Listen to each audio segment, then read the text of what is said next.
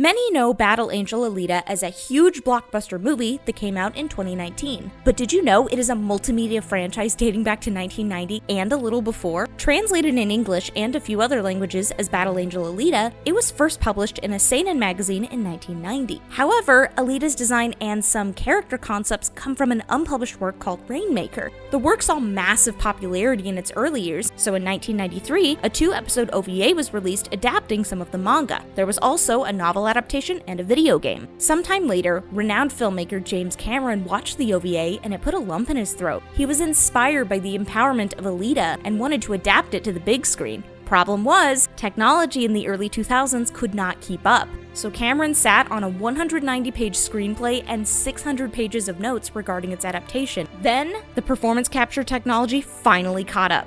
A test was done to see its limitations and if it could handle an ambitious product like Avatar or Alita Battle Angel. It was a coin flip between the two. In an interview, Cameron explained, "In the process of bringing the Avatar characters to life, we fell in love. So then it wasn't a coin toss anymore. We just never stopped doing Avatar. But a couple days before the test, it could have been either movie on the fast track."